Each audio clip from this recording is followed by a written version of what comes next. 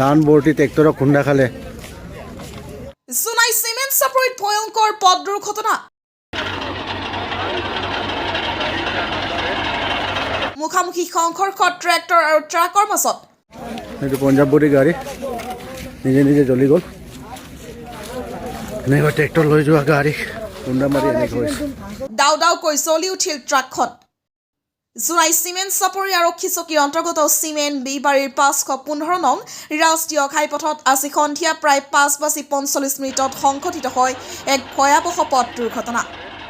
এখন 12-চকীয়া ট্ৰাক আৰু ট্ৰেক্টৰৰ মাজত হোৱা মুখামুখি সংঘৰ্ষত থিতাতেই এগৰাকী মহিলা নিহত হোৱাৰ বিপৰীতে 4জন আহত হোৱা বুলি জানিব পৰা গৈছে। তাত কঢ়িয়াই নিয়া এখন ট্ৰেক্টৰ আৰু 12-চকীয়া ট্ৰাকৰ মাজত সংঘটিত মুখামুখি সংঘৰ্ষত দাও দাওকৈ জ্বলি উঠে ট্ৰাকখন।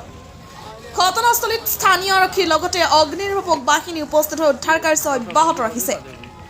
অৱশ্যে দুৰ্ঘটনা হোৱা বাহনৰ নম্বৰ আৰু নিহত ব্যক্তিৰ পৰিচয় বৰ্তমানলৈ জানিব পৰা হোৱা নাই। আজি নেশ্যনেল হাইৱে 515 নং ৰাষ্ট্ৰীয় ঘাইপথত চিমেণ্ট চাপৰি আৰু ডেকাপাম আৰু মধ্যস্থান এই বিবাৰী স্থানত এক ভয়ংকৰ পথ দুৰ্ঘটনা সংঘটিত হ'ল কিছু সময় পূৰ্বে।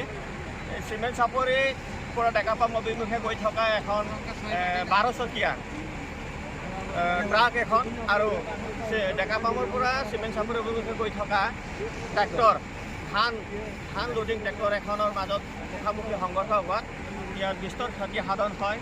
ইয়াত কিছুমান যান নিহতও হয়, ট্ৰেক্টৰ চালক আৰু লগতে আৰোহী ঘটনাস্থলীতে হতাহত হোৱা আমি গম পাইছোঁ। সূত্ৰে ডাঙৰ ট্ৰাক এখনত জুই লাগি এতিয়া বৰ্তমান অগ্নিনিৰ্বাপক বাহিনী আহি জুই নিৰ্বাপন কৰিবলৈ সক্ষম হৈছে কিছু সময় পূৰ্বে। তো এই ঘটনা দেখি আমি হতবাক হৈছোঁ। আমি সমূহ ৰাইজক মই আহ্বান কৰিব বিচাৰোঁ যে নিজ ৰাস্তাইদি আমি পথ অতিক্ৰম কৰিলে বেছি ভাল হ'ব বুলি মই কামনা কৰোঁ।